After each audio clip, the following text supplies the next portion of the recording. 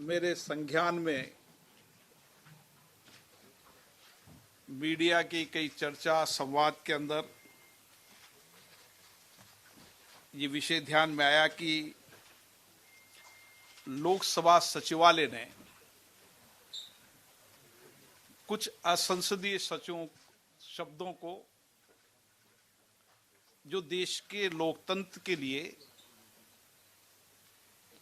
चर्चा और संवाद के लिए, लोकतंत्र की गरिमा के अनुकूल नहीं थे, उन शब्दों को विलोपित किया है।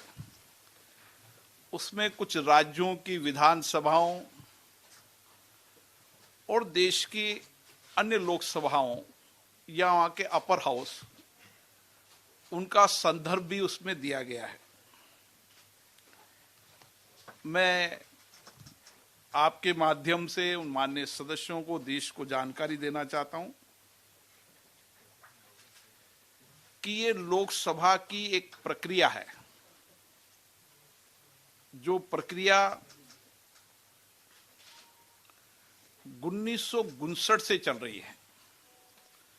उस प्रक्रिया में जब कभी भी संसद में चर्चा संवाद के दौरान, चाहे सत्ता पक्ष हो चाहे प्रतिपक्ष हो, कोई भी मान्य सदस्य किसी पे आरोप प्रत्यारोप या अन्य विषयों के संदर्भ में बोलते समय कुछ विषयों पर आपत्ति करते हैं, तो उस समय जो पीठासीन अधिकारी रहते हैं, चाहे राज्य की विधानसभाओं में हो चाहे लोकसभा राज्यसभा में हो, वो उस समय मानते हैं कि ये शब्द जो बोला गया है, जिस क्रम में बोला गया है, वह संसदीय नहीं है, तो उसको एक्सपंज करते हैं, विलोपित करते हैं। और ये परंपरा बहुत लंबे समय से चली आ रही है। उस परंपरा में पहले इस तरीके की असंसदीय शब्दों की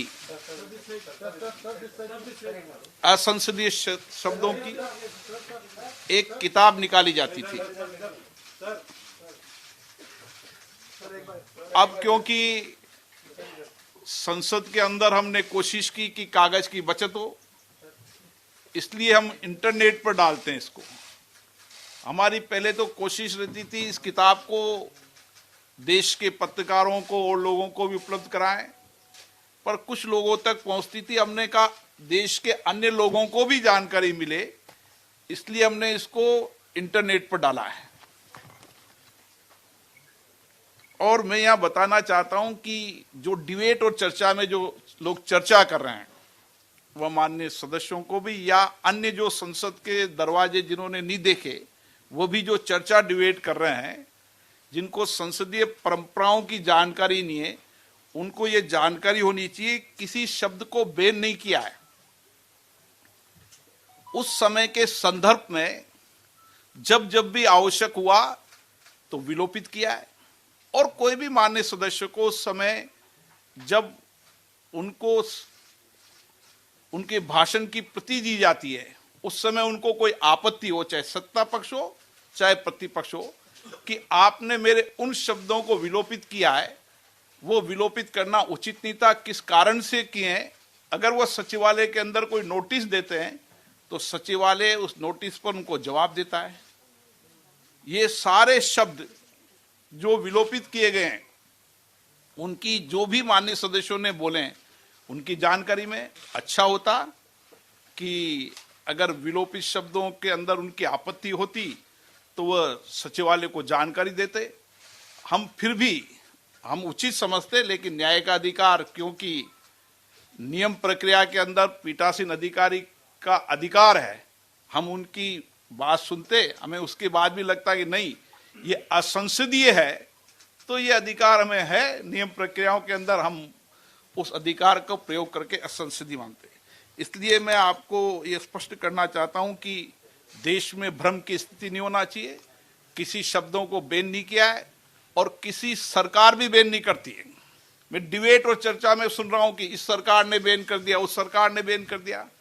चाहे राज्यों की सरकार हो चाहे केंद्र की सरकार हो, सभी राज्य की विधानसभा और लोकसभा और राज्यसभा एक स्वतंत्र स्वतः निकाय है, जिन पर सरकारों का कोई नियंत्रण नहीं होता है। और मैं मानता हूं कि सभी राज्य विधानसभा इसी लोकतांत्रिक प्रक्रियाओं से चलती है, संसद भी इस प्रक्रियाओं से चलती है।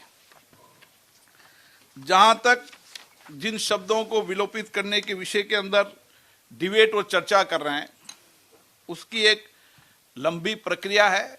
उन सारी प्रक्रियाओं को समय समय पर हम इंटरनेट पर डालते रहते हैं, उन विषयों पर डालते रहते हैं। और 1954 से ये प्रक्रिया चालू है और 1986, 92, 99, 2004, 2009 में भी ऐसे संकलन निकाले गए। ये कोई आज नहीं निकाले गए हैं। और शायद आप देखेंगे इस असंशोधित शब्द की इतनी बड़ी डिक्शनरी है। शायद मुझे लगता है कि अगर वो इस डिक्शनरी को पूरा पढ़ लेते तो देश की जनता में भ्रमित प्रचार न करते।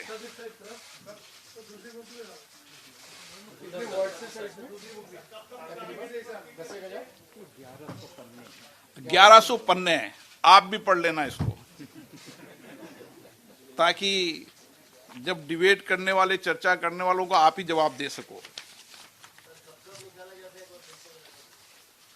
ये निकाला कब से गया था? मैंने आपको बताया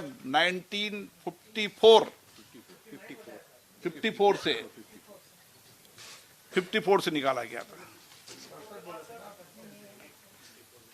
गलत करा तो करेक्ट कर देंगे।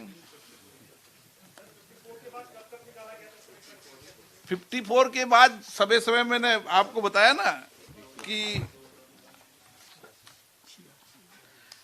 1986, 1992, 1999, 2004 और 2009, 2010 वार्षिक निकालने लगे। अब रेगुलर नियमित निकालते हैं वार्षिक। 2010 से रेगुलर है, 2010 से नियमित है, हर वर्ष निकालते। पहले एक साथ संकलन निकालते थे, अब एक साथ हर वर्ष निकालते हैं। और ये स्पष्ट मैं फिर करना चाहता हूं, किसी भी शब्दों को बैन नहीं किया गया है। जिन शब्दों को उस समय कार्रवाई के अंदर स्पंज किया गया है, चाहे लोकसभा हो, चाहे राज्यसभा हो, चाहे राज्य की विधानसभा हो, उसका संकलन जारी किया है। डिबेट चर्चा करने वाले जब दलों के आधार पर चर्चा करते हैं तो उनको दल से ऊपर उठकर जहां जहां उन दल की सरकार है उनके विषयों को भी सामने रखना चाहिए।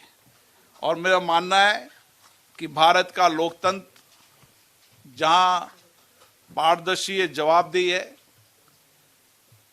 निष्पक्ष है, देश की जनता की अपेक्षा, आकांक्षाओं का मंदिर है, इसके प्रति आस्था विश्वास बना रहना चाहिए।